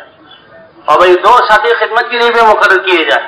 اس لیے کہتے ہیں ذمہ دار ساتھیوں سے ایک طرف کا خرچہ اور ایک دو دن کے جہاں کھانے کے پیسے وہ جمع کر لیے جائیں اور 2-3 ساتھیوں کے پاس تقسیم کیے جائیں، ایک ساتھی کے پاس نہ رکھا جائے. اور پھر یہاں سے جانے کا وقت ہو تو ہماری تیاری تو پہلے سے ہو اور پھر یہاں سے 2 ساتھی ہو کر ہم چلیں. بس اسٹاپ پر پہنچے ہیں اور اسٹیشن پر پہنچے ہیں، گاڑی کا انتظار ہے، تو بھائی اس سے 2 ساتھی مل کر وہاں جو لوگ آئے ہوئے انتظار میں بیٹھے ہوئے، یہ تو اللہ نے یعنی ہم تبلیغ والے تو بھی مسلمان کا وقت ہمیں مل جائے، یہ ایک اللہ کی طرف سے نعمت، ان کی قدر کریں گے تو اللہ پھر علاقوں میں ہم سے کام لیں گے. اس لیے 2 ساتھ جمع کر کے بیان کرنا یہ مزاج نہیں ہے. وہ تو پورے دن تھکنا اور پھر شام کو بیان کے لیے اللہ رسول کی بات سنانا، لیکن اڈوں پر اور جہاں گاڑی میں جمع کر کے بیان یہ نہیں. 2 ساتھی ہوں اور جو ہے وہ دعوت ایک ایک مسلمان کے پاس جائیں اور دعوت دیں، گاڑی کے آنے سے پہلے، بس کے آنے سے پہلے۔ اور اجتماعی سامان جو ہے اس کا بھی ہر ایک اپنے ساتھ جو ضرورت کا سامان ہے ساتھ لے کر جائے، تاکہ وہاں جا کر خرید و فروخت نہ کرنی پڑے، وہاں جا کر لوگوں کے پاس جو کچھ ہے ہماری نظر اس کی طرف نہ جائے، اپنا پورا انتظام کر کے جائیں اور دل میں استغنا ہو جو کچھ ان کے پاس ہے، تو پھر پہلے وہاں دعوت چلائیں۔ اور پھر ہمارا ہر سفر، ہماری جو حفاظت ہوگی وہ سنتوں کو اختیار کرنے سے، سنت زندگی میں نفس کے شر سے اور شیطان کے شر سے ہماری حفاظت ہوگی، اور جتنا ہمارا ہر عمل سنت کے مطابق ہوگا اس سے ہماری تربیت بھی ہوگی اور اللہ تعالیٰ ہمارے ذریعے سے امت کو بھی فائدہ دیں گے۔ اس لیے راستے کے دائیں طرف چلنا، ذکر کرتے ہوئے چلنا، نظروں کی حفاظت کرنی ہے، نظروں کی حفاظت، کہ ہم تو اپنے دلوں کو اور اللہ تو ساری امت کے ساری امت مسلمہ کے دلوں کو اللہ کی طرف متوجہ کرنے آئے ہیں۔ یہ نظر تو شیطانوں کے تیروں میں سے ایک تیر ہے، حلال چیزیں، اچھی چیزیں یہ دیکھے گا، اس کا خیال آ جائے گا اور پھر وہ خیال نمازوں میں بھی ہمیں نہیں چھوڑے گا۔ اس لیے کہتے ہیں حرام سے تو اپنی نظروں کو بچانا ہے، لیکن حلال سے بھی بچانا ہے تاکہ ان کا اثر ہمارے دل میں نہ آ جائے۔ اچھی گاڑی گزری تو اسی کو دیکھنے میں لگ گئے، اچھے مقام سے گزرے تو اسی کی اچھائی میں مگن ہو گئے، یہ تو دنیا ہے۔ تو نظروں کی حفاظت کرتے ہوئے چلنا، سوار ہونا وہ بھی آداب کے ساتھ، دو ساتھی خدمت کے لیے وہ بس والوں سے بات کریں اور ان سے بھی یہ کہیں کہ بھئی ہم تو اللہ کے راستے میں نکلے ہیں، نماز کے لیے ایسی جگہ روکنا جہاں پر جو ہے وہ پانی وغیرہ کی ضروریات موجود ہوں، تاکہ وہ ساتھیوں کو استنجا وضو کی ضرورت ہو تو وہ استنجا وضو کر کے نماز جماعت سے پڑھ لیں۔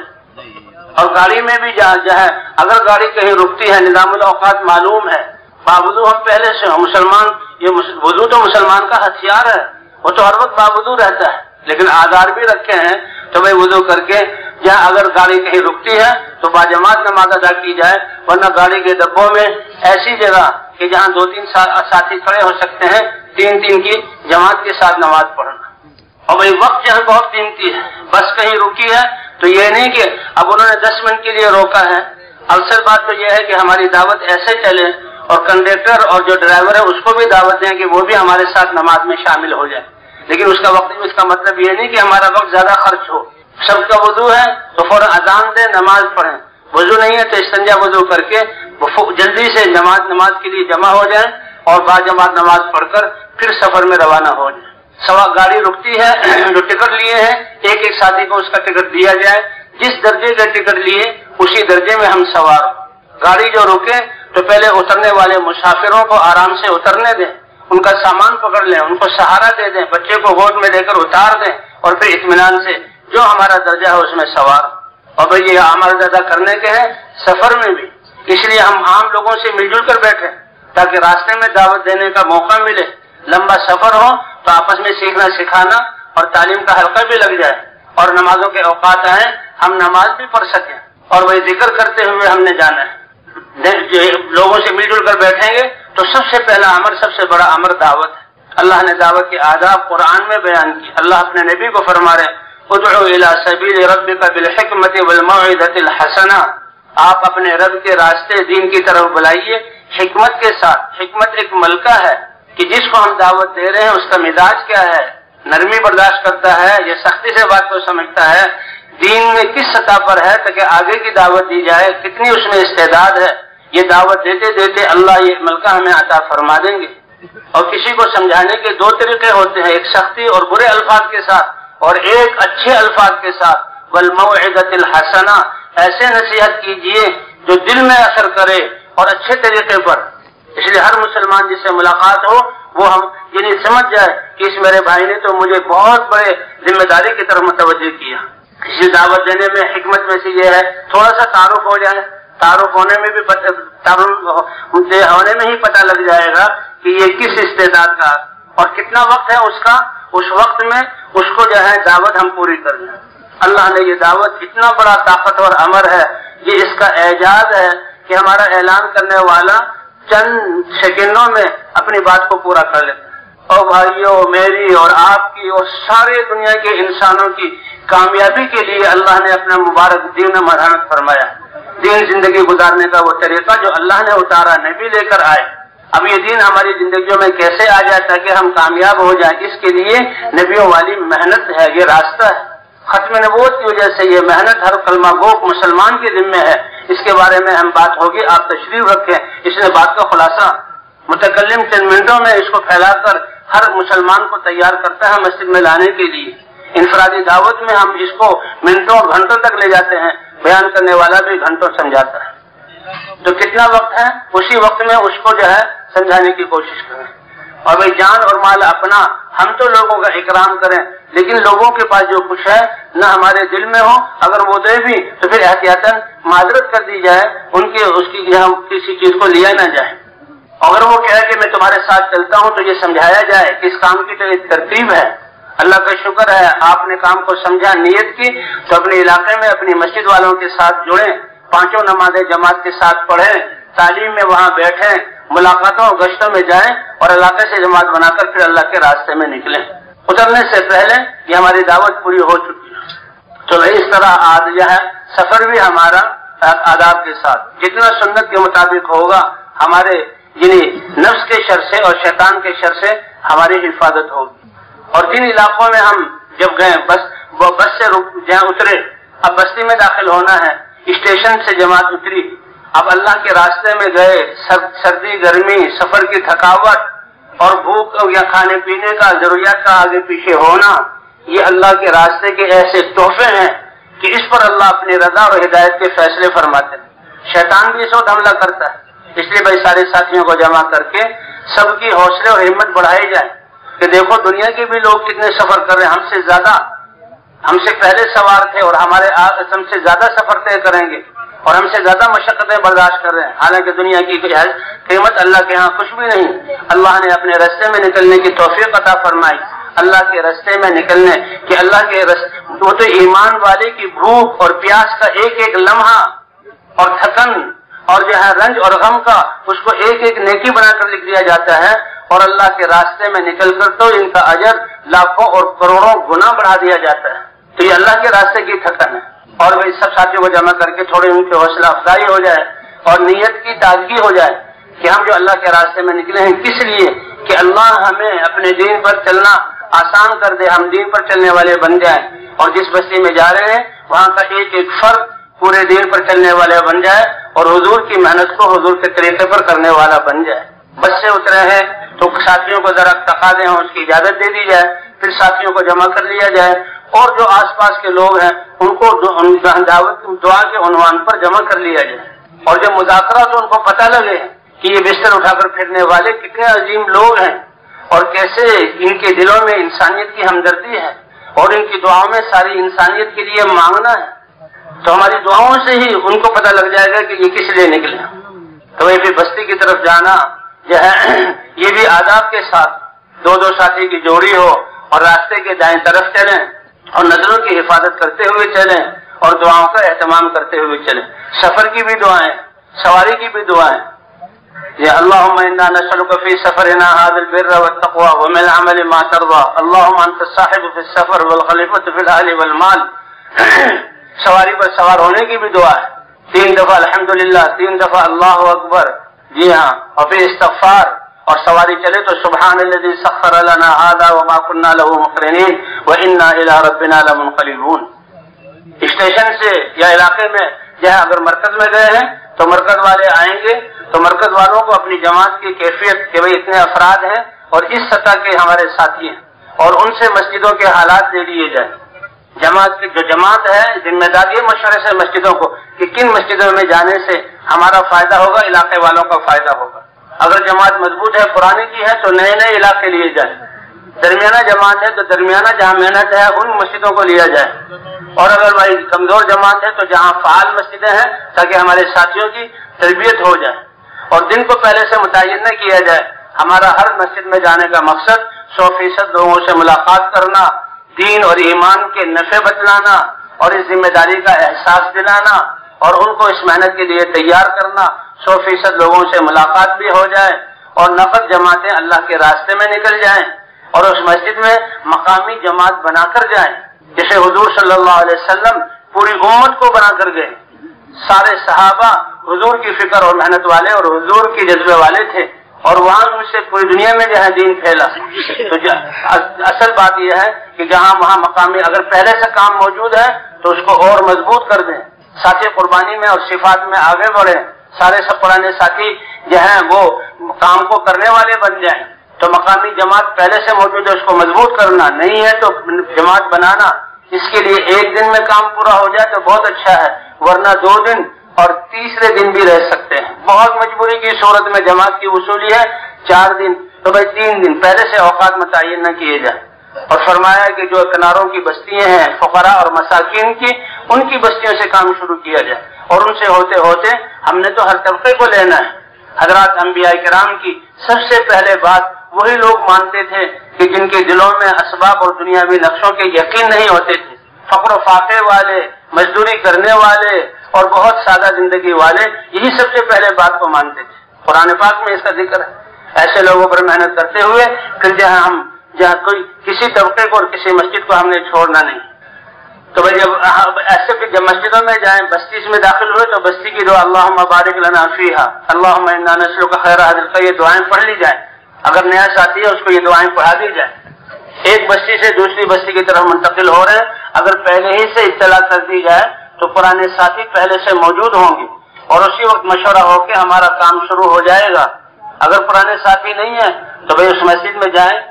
اب جہاں بستی میں گزر رہے ہیں تو نظروں کی حفاظت کرتے ہوئے مسجد کے سامنے آئے تو مساجد اللہ کا گھر ہے. مسجد میں داخل ہونے کے بھی آداب ہیں, یہ عبادت کے لیے بنے. مسجد میں اعتکاف کی نیت سے داخل ہوں, پہلے رک جائیں, اللہ کے گھر کی عظمت اپنے دل میں لائیں. اور داخل ہونے کے بھی آداب ہیں کہ بسم اللہ والصلاۃ والسلام علی رسول اللہ اللہم افتح لی ابواب رحمتک. اور داخل ہونے کے لیے پہلے بائیں پاؤں سے جوتا نکال کر جوتے پر رکھ دیں اور دائیں پاؤں سے جوتے سے پاؤں نکال کر مسجد میں اور یہ دعا پڑھیں. اگر وہاں پر کوئی کمرہ ہے جماعت والوں کے لیے تو سامان خدمت کا اور بستر وغیرہ وہاں رکھیں اور اعمال مسجد میں کریں. اگر نہیں ہے تو پھر سلیقے سے سامان ایک کونے میں مرتب کر کے چادر سے ڈھک دیا جائے.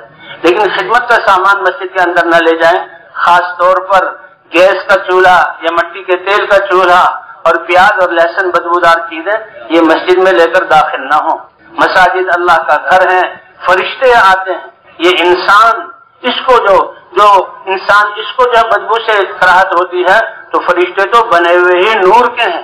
اس لیے کہ مسواک کہ وضو میں مسواک کر لو تاکہ منہ کی بو زائل ہو جائے.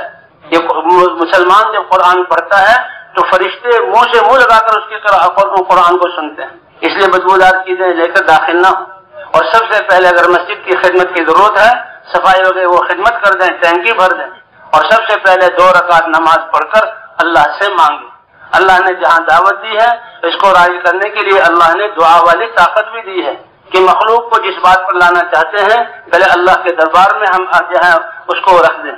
اللہ کی طرف سے فیصلے ہوئے تو ہمارے لیے آسانی ہوگی. اور یہ بھی آتا ہے کہ انسان جب اپنے گھر سے نکلتا ہے یا اپنے ٹھکانے سے نکلتا ہے, ایک تو بسم اللہ توکلت علی اللہ ولا حول ولا قوت الا باللہ, گھر والوں کے لیے بہترین اپنا خلیفہ کہ 2 رکعت نماز نفل پڑھ کے گھر سے نکلے. اس لیے مسجد میں جائیں, وضو کیا ہے تو 2 رکعت تحیۃ المسجد, تحیۃ الوضو اور صلاۃ الحاجہ کی نیت سے یہ ساری نیتیں کر سکتے ہیں.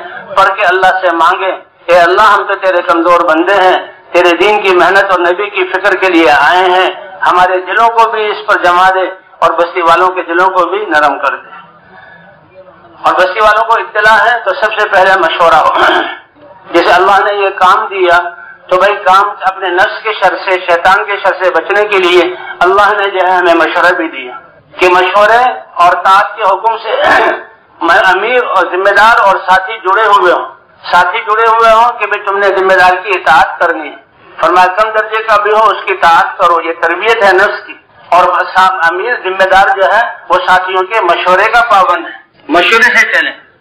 اس لیے مشورہ قائم کیا جائے. اللہ کے رسول صلی اللہ علیہ وسلم کی تربیت وحی سے ہو رہی ہے.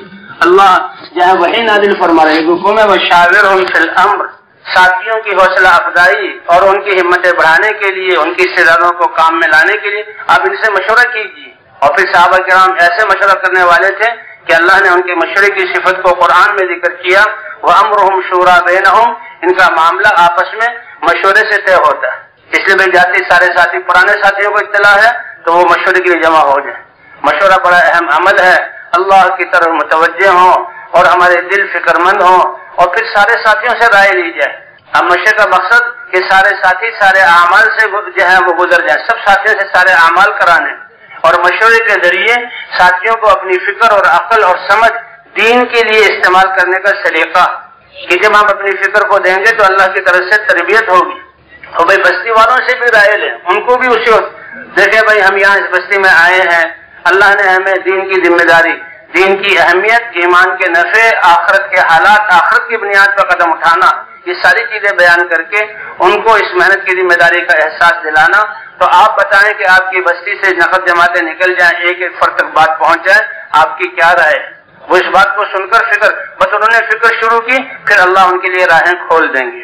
ہم سب اپنے ساتھیوں کی سارے ساتھیوں کی رائے کے محتاج ہیں، کسی کو اس میں ہلکا نہ سمجھا جائے. اللہ کی طرف متوجہ ہوں اور سارے جہاں کام کے فائدے کو سامنے رکھ کر مشورہ دیں. وقت بہت ہے تو سارے ساتھیوں سے رائے لی جائے. رائے لیتے ہوئے اپنی رائے پر اصرار نہ ہو اور فیصلے کے طور پر اپنی رائے کو نہ ٹھوسیں اور کسی ساتھی کی رائے کی تحقیر نہ کی جائے. سارے ساتھیوں کی رائے کو سنا جائے، یہ ہماری تربیت ہے. یہ مشورے کے ذریعے اے اللہ، اور دل میں دعا، اے اللہ جو تیری منشا ہے وہ ہم پر کھول دے، اور جس میں ہمارا بستی والوں کا فائدہ ہے اس کے لیے ہماری 24 گھنٹے کیسے استعمال ہو، اس کی دعا کرتے ہوئے اب سارے ساتھیوں سے مشورہ کر کے مشورے کے بعد سب سے پہلے بھائی جب یہاں بستی میں پھیل جانا ہے اور دعوت دو ساتھیوں کی جوڑی ہو، 2 ساتھی مسجد میں رہ جائیں کہ آنے والوں کو سنبھالیں، اور 2 ساتھی خدمت کے لیے لگ جائیں، اور باقی جوڑیاں بن کر کسی وقت پر ہم نے 100% ملاقاتیں کرنی ہے. جو پرانے ساتھی کام والے ہیں اگر ان تک اطلاع پہنچ گئی ہے تو وہ تو پہلے سے آ جائیں گے، کچھ کو جا کر ہم دعوت دیں گے تو وہ انشاءاللہ آ جائیں گے. اور بھائی کچھ ساتھی ایسے ہیں تو پرانے ہیں لیکن دنیا کے حالات کی وجہ سے ابھی زیادہ متحرک نہیں، تو ان کے بارے میں ہمارے دلوں میں کوئی ہلکا خیال نہ ہے، نہ زبان پر ہلکا لفظ ہو، بلکہ ہم ان کے احسان مند ہوں کہ جب اس کام کو کوئی جانتا نہیں تھا انہوں نے قربانی کر کے ماحول بنایا، آج ہمارا نکلنا آسان ہوا. ان کو کارگزاری سنائی جائے اور مسجد میں ان کو لایا جائے، مسجد میں اعمال دیکھ کر، اور اگر خاص طور پر جماعت نکل رہی ہے تو ان کے سامنے جماعت کو روانہ کریں. انشاءاللہ ماحول میں آئیں گے اور کام کے ماحول میں آئیں گے تو اللہ ان کے جذبات کو پھر تازہ نیا کر دیں گے. ہر ایک 100% لوگوں سے ملاقاتیں کرنی ہے. کہتے ہیں گھروں میں داخل ہو دروازوں سے، تو دیہات بستیوں کے اور علاقوں کے دروازے کیا ہیں؟ وہاں کے علماء، دیندار لوگ، امام، اور دنیا کے اعتبار سے بڑے علماء اور دین والوں کے پاس بھی ان کے وقت کا لحاظ کرتے ہوئے جانا ہے. علماء کی خدمت میں تو جانا ہے ان کی مجلس سے علمی فائدہ حاصل کرنے کے لیے اور ان کی دعاؤں کو لینے کے لیے. ہاں اگر عالم ہو تو عالم کو دعوت دے سکتا ہے. جب ان کی مجلس میں جائیں تو اپنی باری کا انتظار کریں، لوگ جو مسائل پوچھ رہے ہیں وہ ہم سنیں، اور جب ہماری باری آ جائے تو بتا دیں کہ جی ہماری جماعت یہاں آئی تھی، ہم دعا کے لیے حاضر ہوئے ہیں.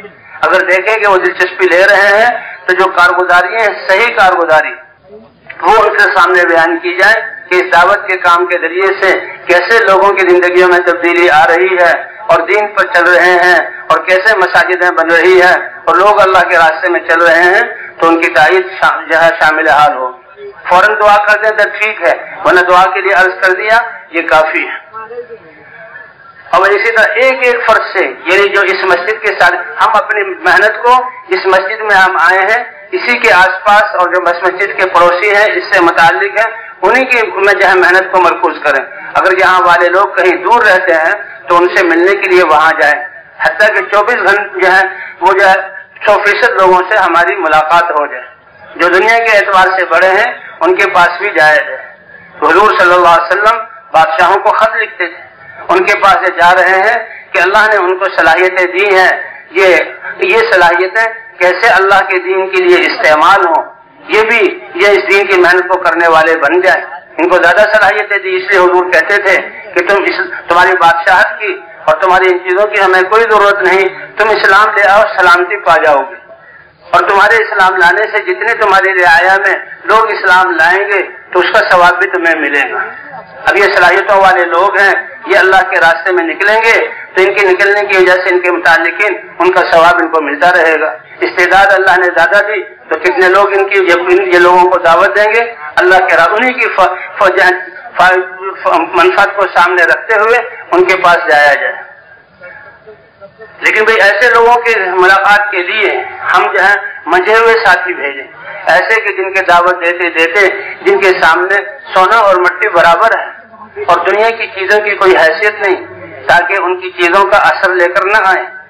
ہماری دعوت تو ساری چیزوں کا تاثر نکال کر اللہ کے امر کے تاثر کو دل میں داخل کرنا کہ کرنے والی ذات اللہ کی ہے، کامیابی اللہ کے خزانوں سے ملے گی اور کامیابی کا راستہ اللہ کا مبارک دین ہے، اللہ کے مبارک احکام ہے، اور دین زندہ ہوتا ہے نبیوں کی محنت سے، ختم نبوت کی وجہ سے ہر ایک کی ذمہ داری ہے۔ تو بھائی 2.5-3 گھنٹے ہمارے گشت ہوں، ظہر کے بعد بھی اگر موقع ہو تو گشتوں میں، جی ہاں دعوت میں ہمارا وقت گزرے، اسی سے سب سے زیادہ یعنی دعوت سے انسان کی اپنی تربیت ہوتی ہے۔ تو گشت کر کے جب تھک جائیں پھر آپ مسجد میں آئیں۔ اب جو دعوت دے رہے ہیں کہ کام تو اللہ کے امر سے بنتے ہیں، اللہ بناتے ہیں کاموں کو، اور ضابطہ اللہ کے پیار مبارک دین کو، اللہ کے احکام کو نبی کے طریقے پر پورا کرنا ہے۔ ابھی جو ہم دعوت دے رہے ہیں اس کی تقویت کے لیے اور ساتھی گشت کر کے تھک کر آئے ہیں، اب تعلیم و تعلم بنیاد فضائل کی تعلیم ہے۔ یہ فضائل اللہ کے وعدے ہیں کہ ہمارے مسائل کا حل، دنیا آخرت کی راحتیں اور کامیابیاں، عزت ملنے کا راستہ اللہ کا دین ہے۔ ایمان کتنی بڑی دولت ہے، کتنا بڑا سرمایہ ہے کہ جیسے انسان اللہ کی ذات کے ساتھ یقین رکھے گا، اللہ اس کے مطابق عمل کریں جو ہے اس کے ساتھ معاملہ فرمائیں گے، اور یہ ایسا سرمایہ ہے جو ہر وقت انسان کے ساتھ ہے۔ اب ابراہیم علیہ السلام کو آگ میں ڈالا جا رہا ہے، اب منظر کتنا ہیبتناک ہے، ایک پوری وادی آگ سے بھڑکی ہوئی، ابراہیم علیہ السلام کو منجنیق میں بٹھایا ہوا، نمرود جیسا جابر بادشاہ اور اس کی فوجیں اور پوری قوم، ابراہیم علیہ السلام الگ، لیکن اللہ کی ذات پر یقین ہے، اطمینان ہے کہ ہوگا وہ جو اللہ چاہیں گے، اور حسبی اللہ نعم الوکیل۔ فرشتے بھی آئے، کہا اگر اللہ نے تمہیں حکم دیا ہے تو تم اللہ کی طاعت کے مکلف ہو، وہ پورا کرو، میں نہیں کہتا، جب اللہ نے حکم دیا اب میرا معاملہ مجھ پر چھوڑ دو، میرے لیے اللہ کافی ہے۔ پھر اللہ نے کیسے اس یقین کی بنیاد پر کہ آگ کو آگ ہوتے ہوئے جلانے والا ہوتے ہوئے اللہ نے ابراہیم علیہ السلام کے لیے اس کو ٹھنڈا کر دیا، راحت والا کر دیا، ٹھنڈی ہو سلامتی والی۔ ایک روایت میں آتا ہے آپ کی جو اہلیہ تھی وہ بھی اس کلمے کو پڑھ کر داخل ہو گئی، اور نمرود کی بیٹی لکھا ہوا پچھلے دور میں اس نے بھی اس کلمے کو پڑھا، اس کو آگ نے نہیں جلایا۔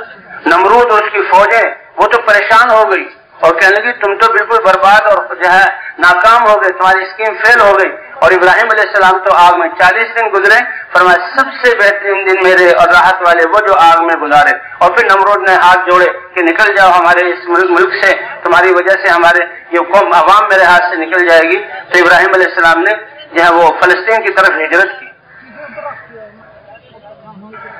تو اس لیے بھائی یہ یقین کی دولت ہے۔ تو یہ فضائل کی تعلیم کے جو ہم کہہ رہے ہیں کہ اللہ کام بناتے ہیں ایمان اور یقین سے اور اعمال سے، اور اعمال میں سب سے بڑا نماز، تو یہ فضائل کی تعلیم۔ فضائل کی تعلیم میں 3 عمل ہیں اللہ کے راستے میں نکلے۔ سب سے پہلے تجوید ہے۔ تجوید کا مقصد کہ قرآن پاک کا پڑھنا ہمارا صحیح ہو جائے۔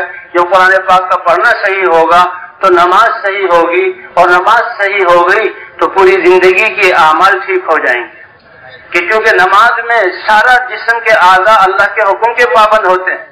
تو انسان کے جسم کا استعمال چاہے وہ تجارت میں ہو، چاہے وہ زراعت کے شعبے میں ہو، چاہے وہ قضاء کے تخت پر بیٹھا ہوا ہو، چاہے بادشاہی تخت پر بیٹھا ہوا ہو، نماز درست ہے تو اس کے جسم کا استعمال سارے شعبوں میں صحیح ہوگا۔ تو نماز صحیح ہو، اور نماز کے ذریعے سے 2 رکعت بنی ہوئی نماز پر اللہ اس کی دعاؤں پر، نمازوں پر وہ کریں گے ساری حکومتیں، فوجیں، ہتھیار اور ساری دنیا کے اسباب مل کر جو نہیں کر سکتے، مسلمان کی 2 رکعت نماز پر اللہ وہ کر کے دکھلائیں گے۔ پہلے بھی کیا اور حضور صلی اللہ علیہ وسلم کے زمانے میں بھی، آج بھی اللہ کا وعدہ ہے وَاسْتَعِينُوا بِالصَّبْرِ وَالصَّلَاةِ، کہ اللہ کی مدد چاہتے تو اس کا راستہ اللہ کے دین پر چلنے کی مشقت پر صبر کرنا، پریشانیوں ناگواریوں کو جھیلنا، اور نماز کے ذریعے سے اس لیے نماز بن جائے تو ہماری سب سے پہلے تجوید ٹھیک ہو. اگر ساتھیوں کے حالات معلوم نہیں ہے تو پہلے دن ایک ہی حلقہ لگا لیا جائے, پتہ لگ جائے کتنے ساتھی اچھا پڑھنے والے ہیں اور کتنے ساتھیوں کی قراءت میں کمزوری ہے, تو دو کی جوڑی, کتنے پڑھنے والے ہیں اتنے ہی حلقے لگے. اور یہ تو صرف ابھی تعلیم تجوید کا حلقہ یہ معلوم کرنے والے کے لیے ہے کہ جس کو اللہ نے قرآن پاک صحیح پڑھنے کی نعمت دی ہے, اس کے دل میں شفقت کہ یہ اللہ میرے ساتھ ساتھی چلے ہیں, ان کا قرآن کیسے ٹھیک ہو جائے اور اس فضیلت میں شامل ہو جاؤں. تم میں سے سب سے پسندیدہ بہترین وہ شخص ہے جو قرآن کو سیکھے اور سکھائے. اور بھائی جس کو اپنی کمزوری کا احساس ہو, اللہ کے راستے میں نکل کر اس کو یہ فکر پیدا ہو جائے کم از کم سورہ فاتحہ اور 10 صورتیں تو یاد کر لیں. اور یہ کوئی نصاب نہیں ہے, اگر 10 صورتیں اچھی ہو گئی, تجوید اچھی ہو گئی تو بڑی بڑی صورتوں کو یاد کیا جائے. قرآن پاک کو ناظرہ پڑھنا, قرآن پاک کو دیکھ کر پڑھنا آ جائے. روزانہ ہم ایک پارے کی تلاوت کریں, تہجد میں بڑی بڑی صورتیں پڑھیں. تو تجوید اس لیے ہے قرآن کا پڑھنا صحیح ہو جائے, اور قرآن کا پڑھنا صحیح ہو جائے تو ہماری نماز درست ہو جائے, اور نماز درست ہوگی تو زندگی ساری جو ہے درست ہو جائے گی. اس لیے سب سے پہلے تجوید ہے.